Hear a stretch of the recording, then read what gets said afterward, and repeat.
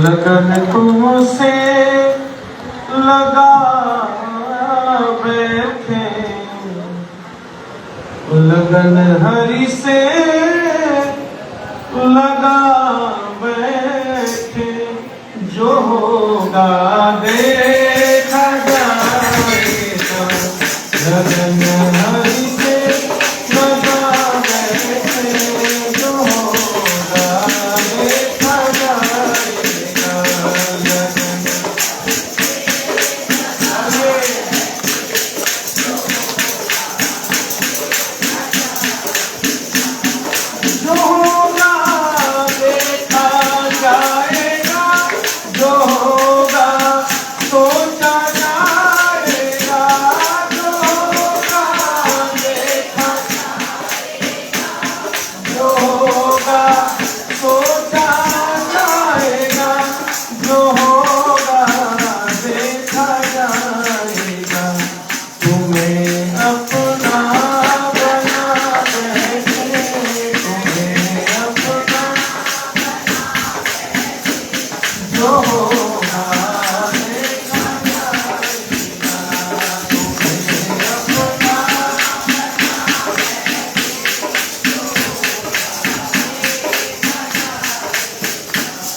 लगन हरि से लगा बैठे जो होगा देखा जाएगा।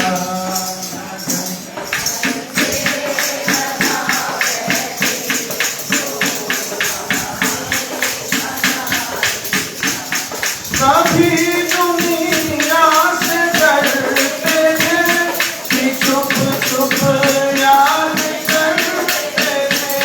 कभी दुनिया से डरते थे कि चुप चुप याद करते थे, कि चुप चुप याद करते थे।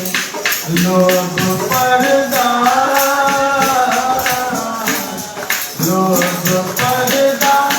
हटा बैठे जो होगा देखा जाएगा। लोग पर्दा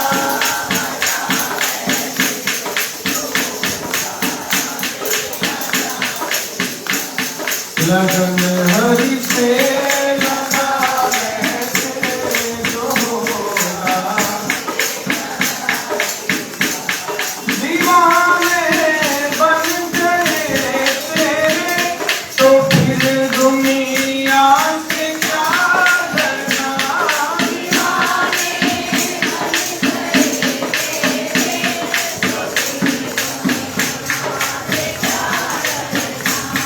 तो फिर दुनिया से क्या डरना। और तेरी गलियों में आ बैठे, तेरी गलियों जो होगा देखा जाएगा। तेरी गलियों में आ बैठे जो होगा। और सलोनी सावली सूरत गले में हार फूलों का। सलोनी सावली सूरत गले में हार फूलों का। गले में हार फूलों का।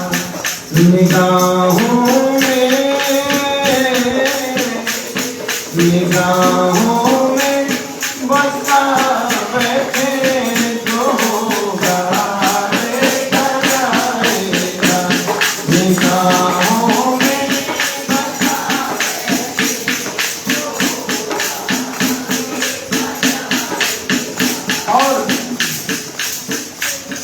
तुम्हारे चरणों में बैठ जो होगा देखा जाएगा। तुम्हारे चरणों में बैठ जो होगा देखा जाएगा। तुम्हारे एक इशारे में मैं हूँ सर्वस्व दे सकती। तुम्हारे मैं हूँ सर्वस्व दे सकती। लो सबसे दिल हटा बैठे, लो सबसे दिल हटा बैठे जो होगा देखा जाएगा। लगन तुमसे लगा बैठे जो होगा देखा जाएगा। तुम्हें अपना बना बैठे जो होगा देखा जाएगा। जो होगा देखा जाएगा। बोले वृंदावन बिहारी लाल की।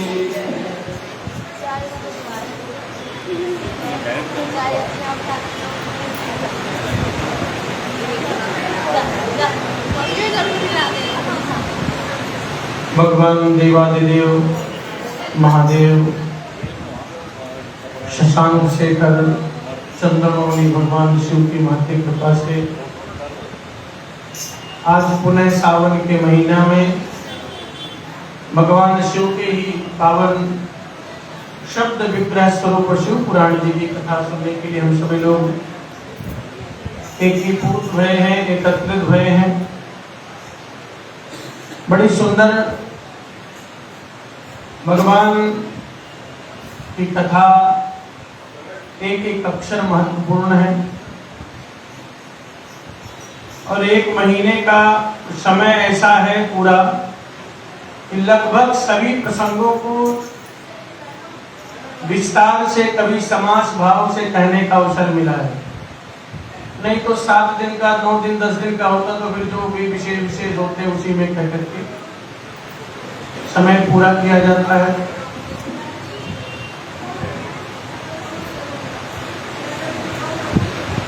जीवन का बड़ा अत्यंत लाभ है, कालक्षेप व्यतीत करने का यही सुंदर अवसर है। हम भगवान शिव के ध्यान में, उनके सुखद गोदी में बैठ करके शिव पुराण जी की कथा, शिव जी के ही पावन चरित्रों को सुन रहे हैं। भगवान शिव के ही माध्यम से, उन्हीं के वाम भाग से जगत के पालन करने वाले भगवान विष्णु अवतरित हुए हैं। ब्रह्मा जी कहते हैं नारद जी से, हे देव ऋषि नारद, जब नारायण देव जलधारा के रूप में परिणित होकर के जल में शयन करने लगे, उस समय बहुत काल बीत जाने के बाद उनके नाभि से एक बहुत अनंत विशालकाय कमल का पुष्प प्रकट हुआ।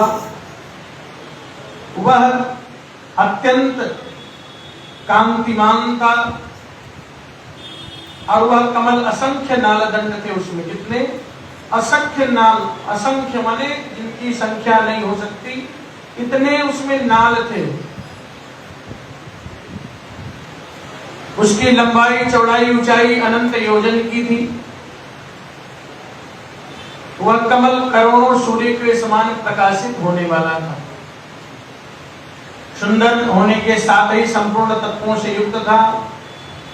अत्यंत अद्भुत, परम रमणीय, दर्शन योग्य और सबसे उत्तम था। उसके बाद भगवान सदाशिव के ही कृपा से, उन्हीं के ही प्रयत्न के फल में दक्षिण भाग से ब्रह्मा जी प्रकट हुए और भगवान शिव ने अपनी ही माया के प्रभाव से उसी कमल नाल में उनको पहुंचा दिया। अब कमल नाल में ब्रह्मा जी हैं, उनके 4 मुख हैं। कमल नाल में प्रकट भये, फिर स्वयं की जानने की इच्छा से उन्होंने चारों दिशाओं में अपने सर को घुमाया तो 4 दिशा से 4 उनके सिर प्रकट हो गए। अब भगवान शिव की ही कृपा से हुआ। ब्रह्मा जी कमल नाल में पड़े हैं, लेकिन स्वयं का परिचय नहीं है उनके पास। मैं कौन हूं, कहां से आया हूं, मेरे जनक कौन है, मेरे जन्मदाता कौन है, ये प्रश्न बड़ा सारा गर्भित है। और ये प्रश्न का उत्तर मिल जाए, अध्यात्म जीवन का सबसे बड़ा प्रश्न है। सबसे पहला प्रश्न है को हम, मैं कौन हूं। ये प्रश्न हमको, आपको, सबको अपने आप से स्वयं पूछना चाहिए कि मैं कौन हूं। मैं शरीर हूं तो शरीर तो नित्य प्रति समाप्त हो रहा है। शरीर तो नित्य प्रति क्षय की तरफ क्षरण हो रहा है। एक एक क्षण, एक एक पल शरीर में ऐसे परिवर्तन हो रहे हैं जो मृत्यु की तरफ अग्रसरित हो रहे हैं। जैसा हम कल थे वैसा आज नहीं है। आज जैसे हैं वैसे कल रहने वाले, नित्य प्रति परिवर्तन हो रहे शरीर में। देखते देखते इतना विशाल परिवर्तन होता है हम कभी जान नहीं पाते कि हम किस स्थिति, किस डेट में, किस मुहूर्त में हम वृद्ध हो गए, बूढ़े हो गए। समस्त कर्मेंद्रिय, ज्ञानेंद्रिय धीरे धीरे शिथिल होती हैं, संकुचित होने लगती हैं। एक एक क्षण हमारा तो समाप्त हो रहा है। इन आंखों से दिखना बंद हो जाता है तो आंख भी तो हमारी है नहीं, कानों से सुनना बंद होते, कान भी तो हमारे है नहीं, हाथ पैर भी काम करना बंद करते, ये भी तो हमारे है नहीं। प्रश्न बड़ा विस्तृत है, मैं कौन हूं? इस प्रश्न का उत्तर अगर मिल गया तो समझ लीजिए सत्संग और कथा सार्थक हो गई। पूज्य गोस्वामी जी एक बात बहुत बढ़िया कहते हैं। वो कहते हैं ईश्वर अंश जीव अविनाशी, चेतन अमल सहज सुख राशि। हम सभी के हृदय में वो परम पिता परमेश्वर समाहित होकर के बैठा हुआ है। भगवान गीता में कहते हैं ईश्वर सर्वभूतानां हृदय देशेर्जुन तिष्ठति। जो ईश्वर नाम की सत्ता है वो समस्त भूत प्राणियों के हृदय में निवास करते हैं। वह आत्मा ही तो परमात्मा का स्वरूप है। क्या इस शरीर का कोई महत्व है? इस शरीर तो क्षणभंगुर है। आप विचार करिए, इस शरीर से प्यार करने वाले, प्रेम करने वाले हम स्वयं हैं, मेरे परिवार, मेरे सगे संबंधी, नात रिश्तेदार सब हैं, लेकिन वास्तव में इस शरीर का कोई संबंध कोई मानने वाला नहीं है ना, ये चिरकाल तक रहने वाला है। वास्तविक संबंध तो जो अंदर बैठा हुआ परमात्मा है वही है। जिस दिन वो साथ छोड़ देता है उस दिन परिवार वाले साथ छोड़ने में विलंब करते हैं। जिस दिन वह आत्मा तत्व जो ब्रह्म के रूप में हमारे हृदय में, हमारे अंतःकरण में, अंतःपुट में समाहित है, वो छोड़ देते हैं, उसी समय परिवार वाले कहते हैं जल्दी से इनको यहां से बाहर निकालो, घर से बाहर करो। तो वास्तव में तो वही है, वास्तविक संबंध वही है। ये संसार के नाते रिश्ते तो व्यवहार के हैं, करना भी है, जरूरी भी है, लेकिन वास्तविक संबंध नाता किससे है? उन्हीं परमात्मा से। रिश्तेदारी तो महाराज उन्हीं से है, बाकी रिश्ता सब बेकार है। अच्छा, रिश्तेदारी की बात, एक बात मेरे मन में आती है कि रिश्तेदारी या रिश्ता आने जाने से बनता है ना। मान लीजिए आप ही बार बार आते रहें और हम आपके घर नहीं जाएं तो फिर रिश्ता बहुत दिन चलने वाला। कभी आप आ गए तो कभी हम चले गए, यही तो रिश्ता है। तो हमारा जो जन्म जन्मांतर का परमात्मा से रिश्ता है वह रिश्ता टूट ना जाए, इसलिए सबको उनके पास आना ही पड़ेगा, तभी तो रिश्तेदारी चलेगी। और जब हम आएंगे तो कभी हाथ जोड़ करके कहेंगे माँ मंदिर में बैठी रहती हो, कभी बाहर भी हम रोज तेरे दर आते हैं, कभी तुम भी। तब तो कह पाएंगे कि नहीं। अब अगर ऐसा नहीं होगा तो फिर कैसे कह पाएंगे कि मैं तो आता हूँ आप आती नहीं? तब कह पाएंगे। जब आएंगे नहीं तो किस बात से कहेंगे नहीं नहीं जी आपको आना पड़ेगा। ये संबंध है भगवान से नित्य है। ये शरीर महाराज एकदम बेकार है, मिट्टी। अच्छा, हमारे शरीर में मैंने ऐसा नहीं कि लिखा लिखी तो पढ़ाई है, प्रैक्टिकल में अनुभव किया कि हमारे शरीर में, माने मानव शरीर में मिट्टी तत्व बड़ा ज्यादा है। 5 प्रकार के मटेरियल हैं जिससे हम बने हैं। कौन कौन है? जल है, वायु है, आकाश है, अग्नि है और मिट्टी।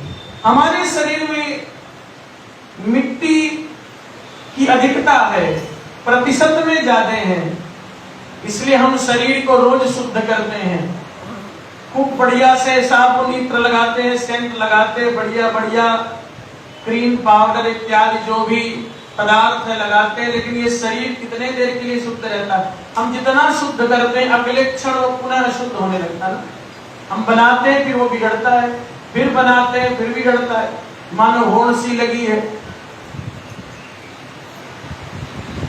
एक साधक आते हैं कि तेल चमेली इत्तर साबुन चाहे लगा लो सेंट, जगत में कोई न परमाने, जगत में कोई न परमाने, कोई परमानेंट नहीं है। ये यात्रा है? आवागमन लगा दुनिया में, जग है रेस्टोरेंट। ये संसार क्या है? रेस्टोरेंट है। आवागमन लगा दुनिया में, जग है रेस्टोरेंट। देखना एक दिन उखड़ जाएंगे तेरे तंबू टेंट, जगत में कोई न परमानेंट, जगत में कोई परमानेंट नहीं है महाराज। कभी अगर इसका अनुभव लेना हो तो आप पहले की अपनी तस्वीर देखिए, आज की तस्वीर मिलाइए, परिवर्तन दिख जाएगा साफ। सब दिखेगा कि नहीं दिखेगा? बहुत अंतर है महाराज, दिन प्रतिदिन तो हम बदल रहे हैं, कोई परमानेंट नहीं है। यही जीवन का यथार्थ सत्य है। ब्रह्मा जी परेशान है कि मैं कौन हूं, मेरा परिचय क्या है। ब्रह्मा जी का परिचय नहीं मिल रहा, तो ब्रह्मा जी ने विचार किया कि एक बढ़िया सुंदर उपाय है, ये कमल नाल है, तो इस कमल नाल के नीचे जाकर के देखता हूं, इसका आधार मिल जाएगा तो जनक भी मिल जाएंगे किसने मुझे प्रकट किया है। तो ब्रह्मा जी कमल नाल में एकदम नीचे जा रहे, किसी एक नाल में घुसते जा रहे, हजारों वर्षों तक घूमते रहे, लेकिन उन्होंने उसका कोई अंत नहीं पाया, बहुत परेशान रहे। फिर उन्होंने सोचा चलो ऊपर चल के देखते हैं। ऊपर भी अनंत वर्षों तक घूमे, नहीं जब पता चला उनके स्वरूप का ज्ञान नहीं हुआ, ब्रह्मा जी बड़े परेशान हैं। क्या करें, परिचय कैसे प्राप्त हो, परिचय कैसे मिले? देखो व्यवहारिक परिचय का बड़ा महत्व है। व्यवहारिक परिचय में जो सुषुप्त अवस्था में आत्मा है वह भी उसी से प्रभावित हो जाती है। हमारा कोई नाम रख दिया जाए और रख लेते हैं, आप विचार करिए, रात्रि में हम सो तो जाते हैं, लेकिन वह जो चेतन अमल सहज सुख राशि तत्व है वो सोता नहीं है। हमको जगाने के लिए जब कोई एक बार दो बार बुलाता है तो जो अंदर चेतन के रूप में तुरंत प्रवाहित हो जाता है और तुरंत हम उठ करके बैठ जाते हैं, मानो एक संज्ञा मिल जाती है, एक नाम मिल जाता है। वैसे आत्मा का न कोई नाम है, न कोई रूप है, न कोई स्पर्श, न कोई गुण समूह, कुछ भी नहीं है। गीता में भगवान कहते न जायते मृते वा कदाचित न भूयो, न जन्म लेता न मरता, सदा एक समान रहने वाला। नैनम चिंतन्ति शस्त्राणि नैनम दहति पावका न चैनम क्लेद्यन्त्यापो न शोषयति मारुतः, सदा सर्वदा एक समान रहने वाला है। लेकिन उसकी एक संज्ञा होना चाहिए। ब्रह्मा जी परेशान है, मैं कौन हूं? तो एक आकाशवाणी हुई शिव जी के माध्यम से, तप करिए। क्या करें? तप, सब कुछ प्राप्त होगा। किससे प्राप्त होगा? तपस्या से। ब्रह्मा जी ने सूत्र को पकड़ लिया कि तप करना है, और ब्रह्मा जी तप करने लगे। जब हजारों वर्षों तक तप किया तो सुनिए, स्वयं भगवान विष्णु चतुर्भुज रूप के रूप में सामने प्रकट हो गए। अत्यंत लावण्यमय स्वरूप, नील स्वरूप हो, नीलमणि नीर नीर धर श्याम सुंदर शोभा प्रकट हो रही है, भगवान प्रकट हो गए। अब ब्रह्मा जी को उनका नाम पता चल गया, उनके जनक कौन है ये जान गए। कैसे जान गए? बोले तप के माध्यम से। वो स्वामी जी एक बात कह रहे हैं, बोले तप के ही बल पर ब्रह्मा जी सृष्टि का निर्माण करते हैं, तपस्या के बल से भगवान विष्णु पालन करते हैं, और तपस्या के बल पे ही पाकर के भगवान शिव संहार करते हैं। इसलिए तपस्या का बड़ा बल है। संसार में कभी अनुभव करिएगा कि भगवान के भक्ति के पहले कोई किसी को पूछने वाला नहीं है, लेकिन जिस दिन से भगवान की भक्ति प्रारंभ हो जाती है, भक्ति बढ़ती है, साधना बढ़ता है, प्रेम बढ़ता है, आस्था बढ़ती है, तो बहुत लोग पूछने वाले मिल जाते। किसकी कृपा से? ये हमारी आपकी पूछ नहीं है। किसकी पूछ है? एक साधक बहुत बढ़िया गाते हैं, अरे मुझे कौन पूछता था तेरी बंदगी के पहले, मुझे कौन पूछता था। हाँ, इनके पहले कौन किसी को पूछने वाला है? अरे मैं दर दर भटकते रहा था तेरी बंदगी के पहले, मुझे कौन पूछता था। मेरी जिंदगी थी ऐसी जैसे खाली सीप होती। खाली सीप हो, बेकार का, कोई पूछ नहीं, लेकिन मेरी बढ़ गई है कीमत, तूने भर दिए जो मोती। कीमत बढ़ जाती है हमारे जीवन में। अगर परमात्मा से हम जुड़ जाए तो मेरा एकदम कीमत बढ़ जाएगी। संसार पूछने वाला नहीं तो महाराज बिना स्वार्थ के तो अपने पुत्र अपने परिवार ही नहीं पूछते हैं। स्वार्थ लाग करे सब प्रीति, सुर नर मुनि सबके यह रीति। कोई बिना स्वार्थ के कोई किसी को पूछेगा? ब्रह्मा जी को उनका नाम मिला, क्या करो तप कर लिया। ब्रह्मा जी ने कहा ठीक है। अब ब्रह्मा विष्णु चर्चा कर ही रहे थे कि उसी बीच में अग्नि स्तंभ के रूप में भगवान शिव का स्वरूप प्रकट हो गया। बोले भगवान शंकर की। अग्नि ज्योतिर्मय प्रकट हुआ लिंग। विष्णु ने क्रम से ऊपर नीचे जाकर के उनके आदि अंत का पता लगाने का प्रयास किया और छोर का पता नहीं चला। थक कर नीचे लौट आए। भगवान विष्णु भी उसी तरह नीचे आकर के दोनों मिले। अब ब्रह्मा जी विष्णु जी परेशान किए, इतना तेजोमय ये जो ये स्तंभ प्रकट हो गया है, ये क्या है, कौन है? बहुत परेशान है। तो कहते हैं भगवान की कृपा से मोहित होकर के जब ऐसा विचार कर रहे थे तो भगवान शिव वहीं पर प्रकट हो गए। बोले गौरी शंकर भगवान की। भगवान की बड़ी स्तुति करें। प्रभु हम आपको नहीं जानते हैं, आपके स्वरूप को नहीं जानते हैं। ऐसा आप जो कोई भी हो, हमारा आपका नमस्कार है, आपका परिचय नहीं है, कृपा करके बताइए। तो भगवान शिव ने ब्रह्मा और विष्णु को अपने शब्दमय शरीर को उसका परिचय कराया। शब्द ब्रह्म का परिचय कराया। बहुत ऊंची बात है, बात दिमाग में जाएगी नहीं, पाठ पढ़ूंगा अध्याय तो समझ में आएगी नहीं। इतना समझिए कि भगवान के प्रत्येक अंग से, दक्षिण से, दाहिने से, बाएं से, ऊपर से, हर जगह से एक एक अक्षर प्रकट हुए, फिर वो प्रणव के रूप में परिणित होकर के ओम बन गए।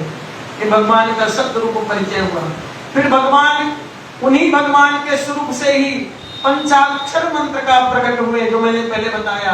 फिर उन्हीं से वेद माता गायत्री मंत्र प्रकट हुआ।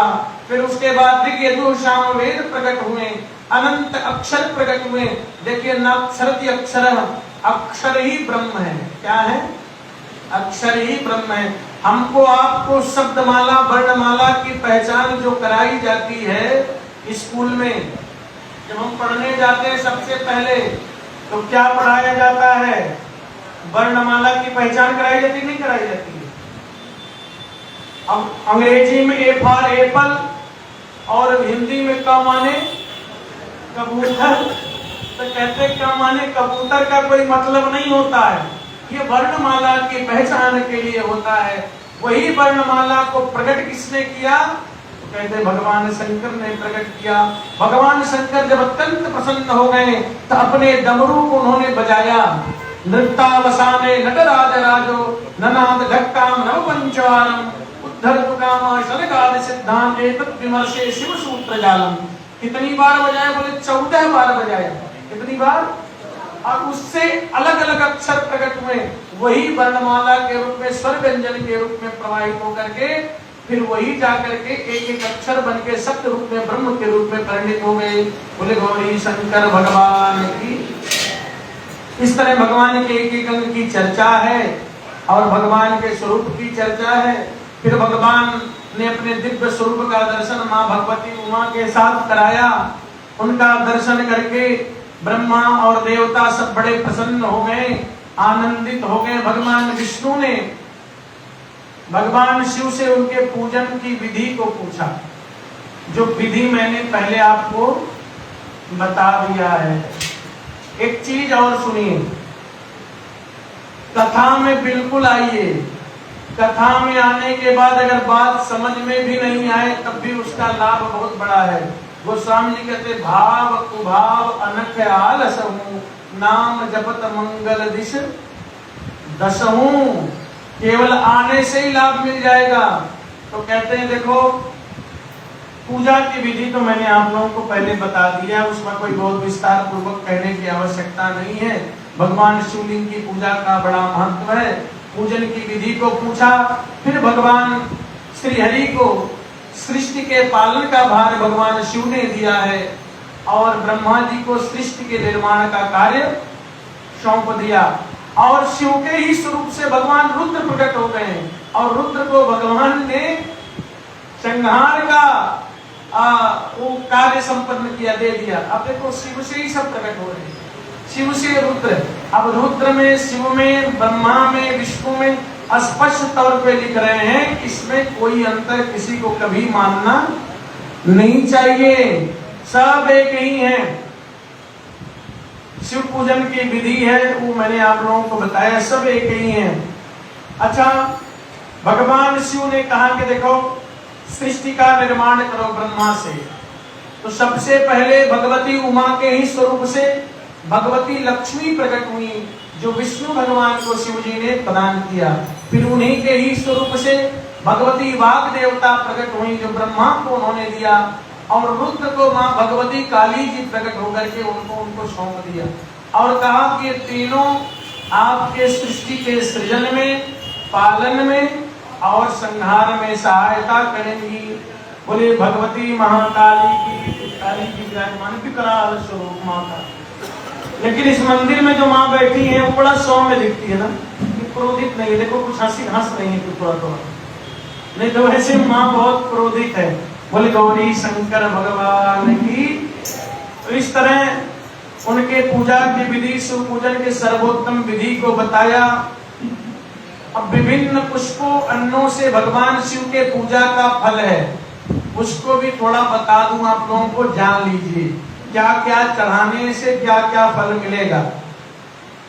इतना ही चढ़ाने का नियम है। कहते हैं देखो, जो लोग लक्ष्मी चाहते हैं, लक्ष्मी माने कौन नहीं चाहता बताओ, कौन नहीं चाहता, तभी लक्ष्मी चाहते हैं। वह कमल, बेलपत्र, शतपत्र और शंख पुष्प से भगवान शिव की पूजा करें। जो लक्ष्मी चाहते हैं वो कमल पुष्प से पूजा करें।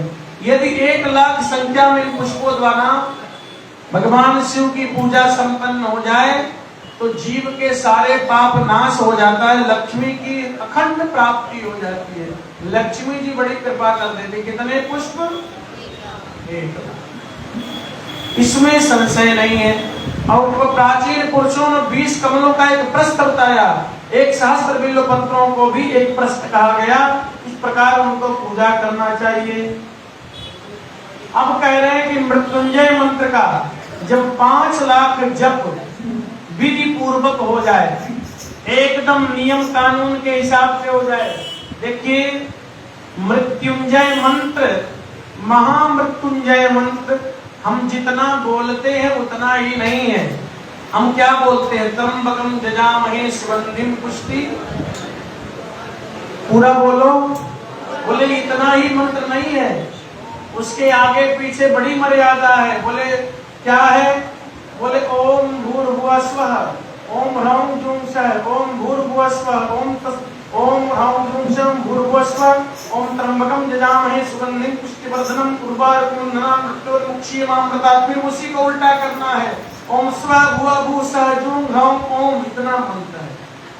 इतना बड़ा मंत्र है, इस मंत्र को जपने के बाद पूरा फल मिलता है।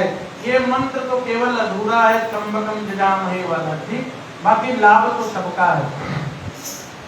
तो 1 लाख जप से शरीर की शुद्धि होती है, दूसरे लाख के जप से कहते हैं पूर्व जन्म के जितने पाप है समाप्त होकर पूर्व जन्म की याद आ जाती है।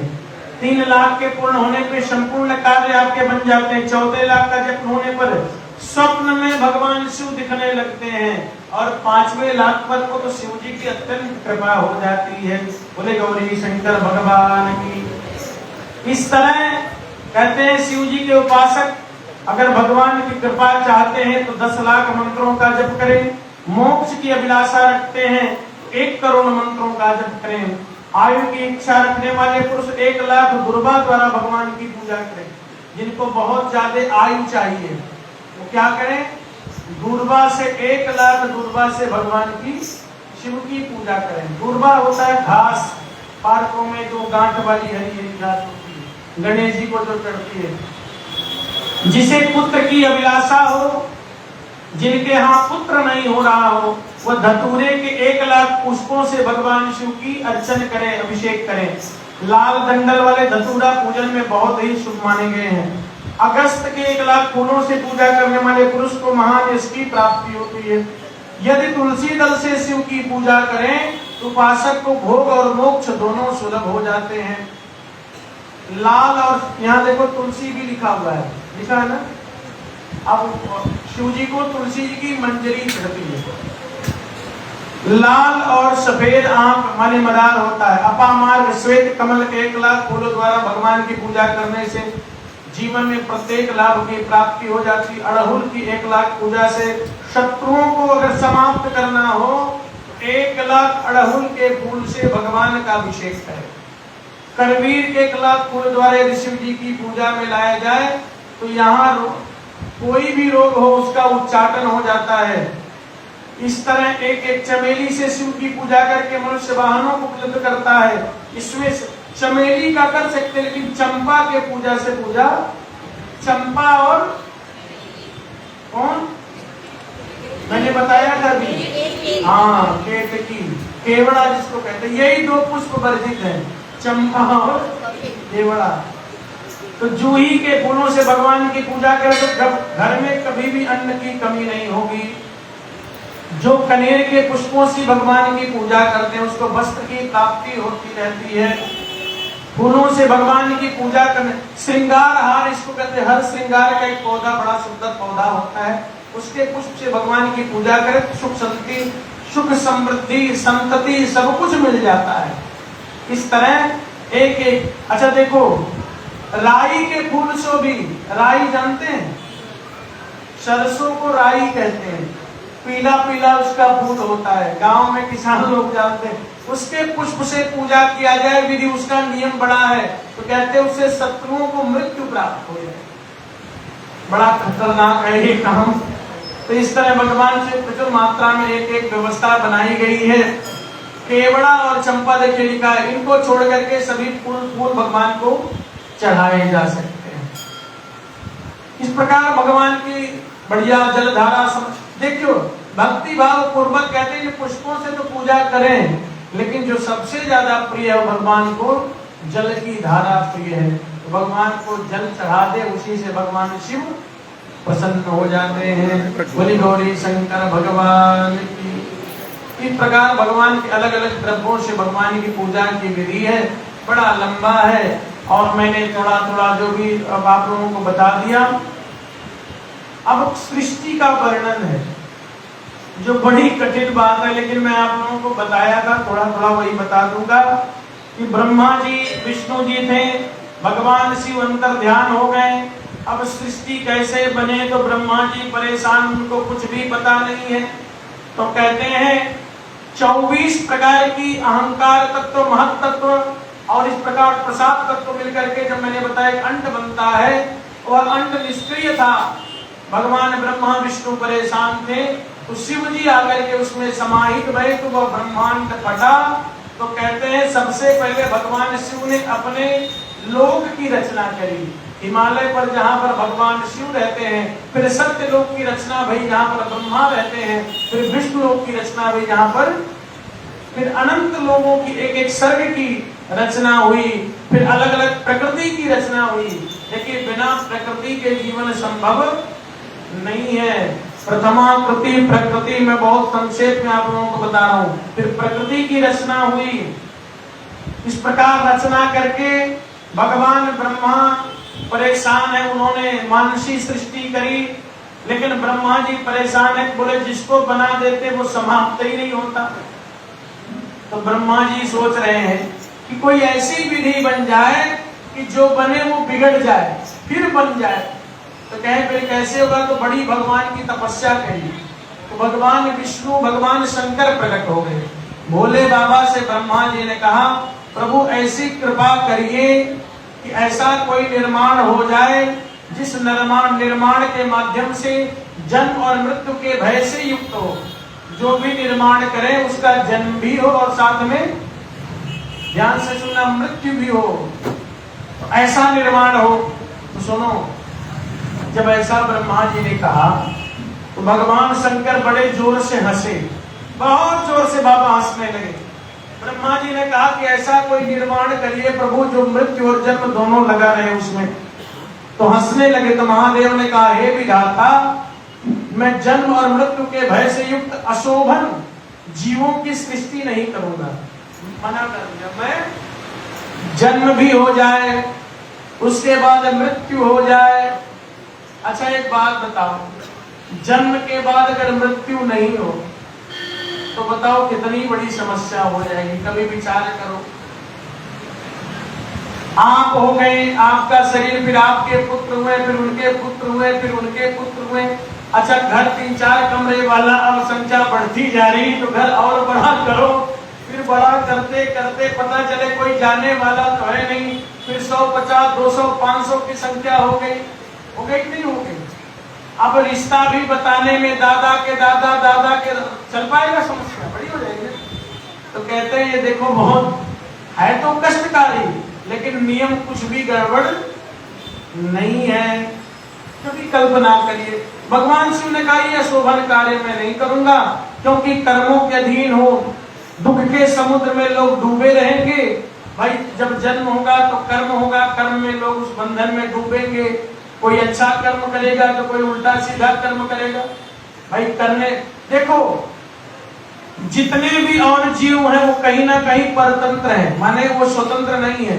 एक आदमी मनुष्य तन है, मनुष्य तन का मतलब स्त्री पुरुष दोनों की बात कर रहा हूँ, यही स्वतंत्र हैं। जैसा मन कहे वैसा खाएं, जो मन कहे उल्टा सीधा शुद्ध खाएं, जैसा मन करे सोए, जब मन करे जगे, है ना? स्वतंत्र है कि नहीं है?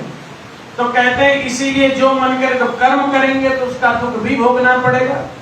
तो दुख के सागर में डूबे हुए जीवों का उद्धार तो भगवान शिव करेंगे, सब तुम करो, लेकिन मैं जीवों का उद्धार मैं करूंगा। बोले भोले शंकर भगवान। ऐसे दयालु कौन होगा?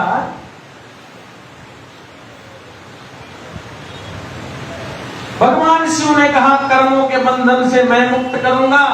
इस तरह भगवान ने उत्तम ज्ञान दे करके संसार सागर से सबको मैं पार कर दूंगा।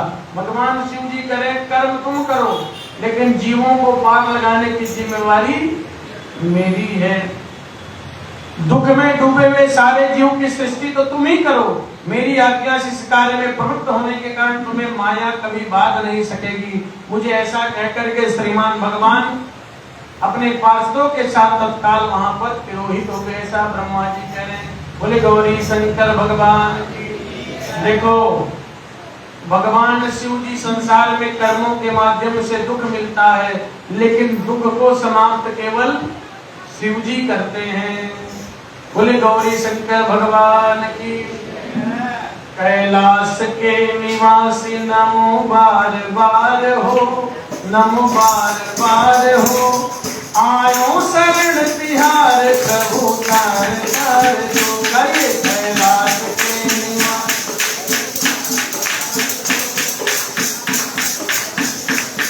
आयो शरण तिहार प्रभु तार तार जो।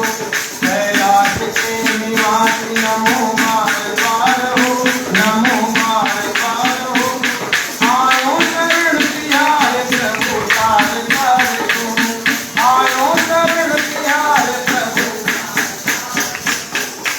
भक्तों को अपने शिव ने निराश ना किया, भक्तों को अपने, भक्तों के अपने शिव ने निराश ना किया, भक्तों को अपने शिव ने मांगा जिसे चाहा वही वरदान दे दिया, मांगा बड़ा है तेरा दायरा बड़ा दस्तार तू, बड़ा है तेरा दायरा, आयो शरण तिहार प्रभु तार तार तू, आयो शरण तिहार प्रभु, कैलाश के निवास नमो बार बार हो, नमो बार बार हो, आयो शरण तिहार प्रभु तार तार तू, आयो शरण। बखान क्या करूं मैं लाखों के ढेर की, बखान क्या करूं मैं, बखान क्या करूं मैं लाखों के ढेर की, बखान क्या करूं मैं, निकली विभूति से खजाना कुबेर की, निकली विभूति से है गंगाधार मुक्तिधार ओंकार तू, है गंगाधार मुक्तिधार ओंकार तू, आयो शरण तिहार प्रभु तार, आयो शरण गाइए। कैलाश के निवास नमो बार बार हो, नमो बार बार हो, आयो शरण तिहार प्रभु, आयो शरण तिहार प्रभु तार तार तू, क्या क्या नहीं दिया है ये हम प्रमाण है, क्या क्या नहीं दिया तेरी कृपा के आसरे सारा जहान है, तेरी कृपा के आसरे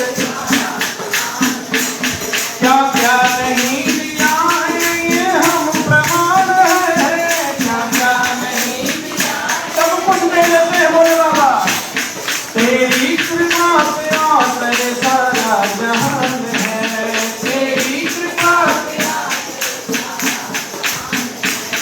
जहर पिया जीवन दिया कितना उदार तू, जहर पिया जीवन दिया, आयो शरण तिहार प्रभु तार तार तू, आयो शरण तिहार प्रभु, कैलाश के निवास नमो बार बार हो, नमो बार बार हो, आयो शरण तिहार प्रभु तार तार तू, आयो शरण तिहार प्रभु तार तार तू। बोले गौरी शंकर भगवान की। ऐसे कृपालु भोलेनाथ जी हैं। अब ब्रह्मा जी ने जब पूछा भगवान शिव की कृपा भई, अब ब्रह्मा जी सृष्टि का निर्माण करने लगे। तो सबसे पहले ब्रह्मा जी ने अपने स्वरूप से सप्त ऋषियों को प्रकट किया।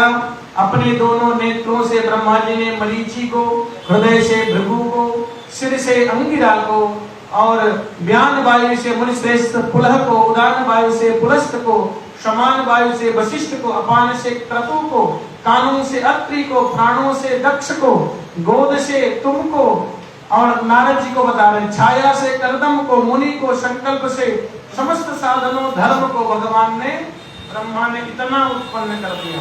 किसने किया? ब्रह्मा जी ने। इस तरह उत्तम साधनों की सृष्टि करके महादेव की कृपा से मैंने संकल्प पूर्वक धर्म की रचना करी, धर्म को उत्पन्न किया। अपने ही शरीर से साधकों को मैंने साधना में प्रेरित किया।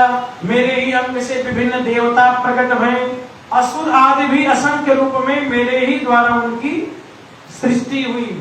उसके बाद अंतर्यामी भगवान शंकर की प्रेरणा से मैंने अपने शरीर को दो भागों में विभाजित कर लिया।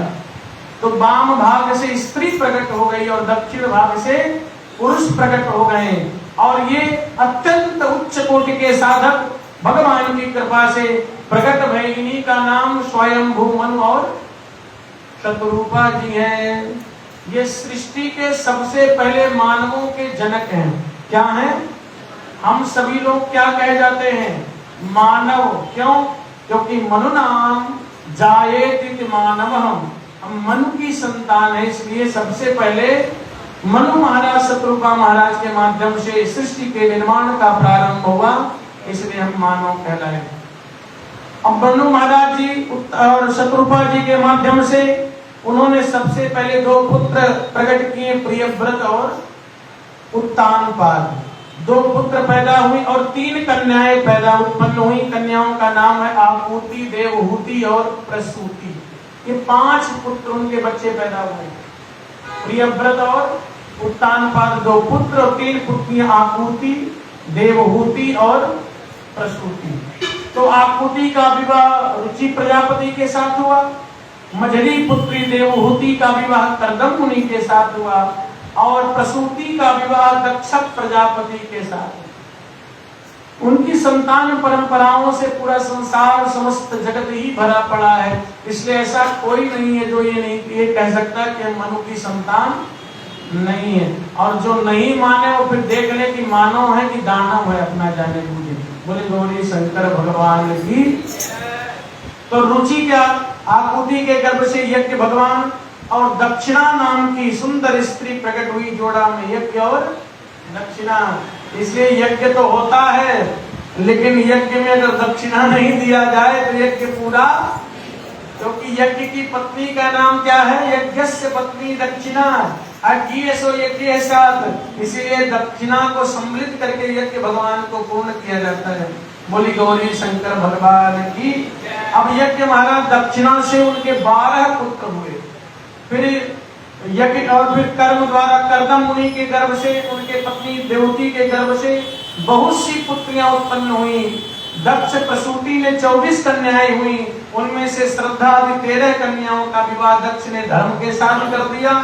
और धर्म उन पत्नियों के साथ सुनो, श्रद्धा, लक्ष्मी, धृति, पुष्टि, तुष्टि, मेधा, क्रिया, बुद्धि, लज्जा, वसु, शांति, सिद्धि, कीर्ति, ये 13 प्रकार की पुत्रियों को उन्होंने प्रकट किया। इनमें से छोटी जो शेष 11 सुलोचनी कन्याएं हैं, उनके नाम है ख्याति। अच्छा, ये दक्ष की पुत्री है। दूसरी पुत्री कौन है? बोले सती, संभूति, स्मृति, प्रीति, क्षमा, संस्कृति, अनुसुईया, ऊर्जा, स्वाहा, स्वरा। इस तरह इनकी पुत्रियां हुई। और भृगु, शिव, मरीच, अंगिरा, मुनि, पुलस्त, पुलह, मुनिश्रेष्ठ, क्रतु, अत्रि, वशिष्ठ, अग्नि और पितरों में क्रमशः इनकी कन्याओं का विवाह इनसे हुआ। किसका? बोले दक्ष की पुत्रियों से इन ऋषियों का विवाह हुआ। अब इस प्रकार अब विवाह होने के बाद पितरों की ख्याति के साथ कन्याओं का पाणी ग्रहण किया। भृगु आदि मुनिश्रेष्ठ साधक, इनके संतानों से ही पूरा संसार जगत समाहित है। हम जब अपना गोत्र लेते हैं तो मतलब हम उन्हीं परंपरा ऋषि के ही मूल रूप गोत्र से प्रकट हुए। सबके अपने अपने गोत्र होते नहीं होते हैं, मतलब हम उसी ऋषि के संतान परंपरा से हैं। बोले गौरी शंकर भगवान की। इस प्रकार असंख्य दुजों को प्रकट किया। कल वेद से दक्ष के 60 कन्याएं बताई गई हैं, सबका अलग अलग विवाह हुआ। विवाह की विधि के बाद इन्हीं का फिर आगे चल करके शिव सती जी का शिव जी के साथ विवाह होता है। वो कथा आगे से हम लोग क्रम से धीरे धीरे क्रम पूर्वक सुनते रहेंगे। आज की कथा यहीं पर विश्राम करेंगे। बोली गौरी शंकर भगवान की। ओम नमः शिवाय, ओम नमः शिवाय, हर हर भोले नमः शिवाय, ओम नमः शिवाय।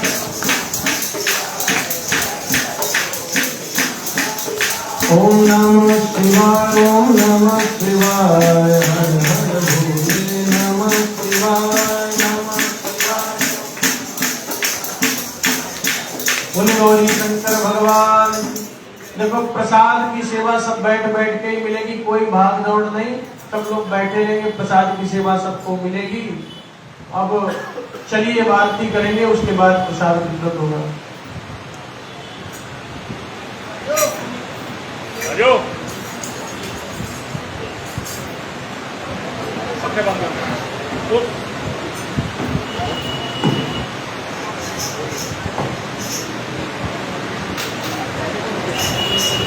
मणि गौरी शंकर भगवान की, श्री शिव महापुराण की। ओम जय शिव ओंकार, ओम हर बुद्ध ओंकार, ओम अपार गति प्रकारा, ओम गंगा गंगाधारा, ओम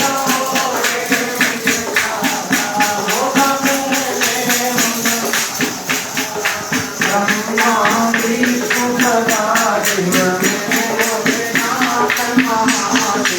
अर्धांगी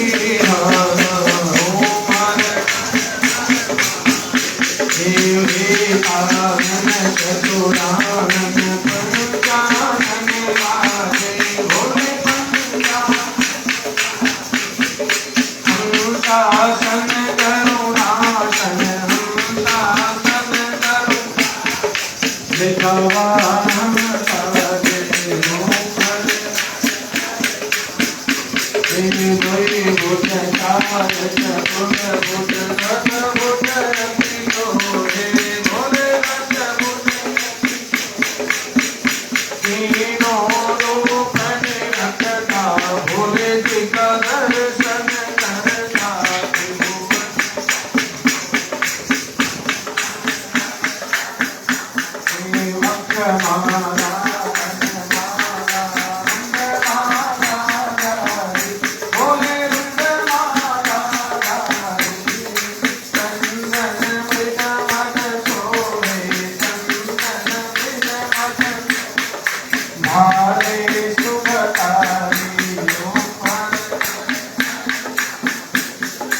श्वेतांबर पीतांबर बाघंबर भोले बाघं शनकादिक ब्रह्मादिक शनकादिक वरुणादिक भूतादिक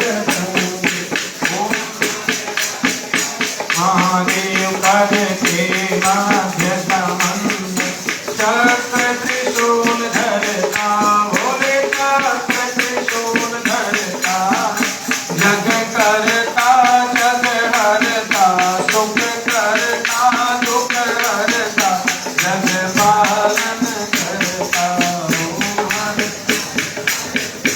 देव ब्रह्मा विष्णु सदा शिव जानत अविवेका भोले जानत अविवेका प्रणवाक्षर के नमः गोमाक्षर के नमः तीनों एका ओम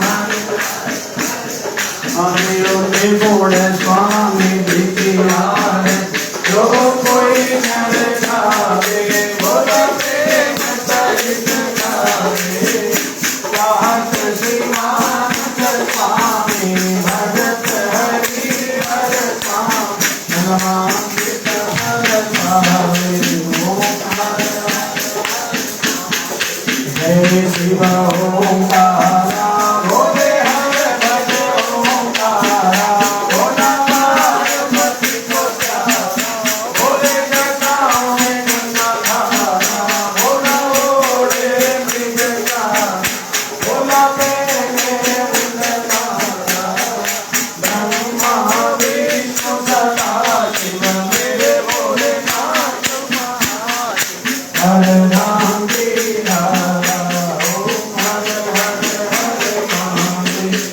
कर्पूर गौरम करुणावतारम संसार सारम भुजगेन्द्रहारम सदा वसंतम हृदयारविंदे भवं भवानी सहितं नमामि त्वमेव माता च पिता त्वमेव बन्धुश्च सखा त्वमेव विद्या द्रविणं त्वमेव सर्वं मम देव दे। देखिए जो प्रसाद पा गए निवेदन हाथ जोड़ के कि उठेंगे नहीं जब तक सब प्रसाद ना पा जाए। 2 मिनट और बैठिएगा, भजन कीर्तन चलता रहेगा। हरे राम राम राम हरे हरे हरे कृष्णा कृष्ण कृष्ण हरे हरे हरे राम राम राम हरे हरे हरे कृष्णा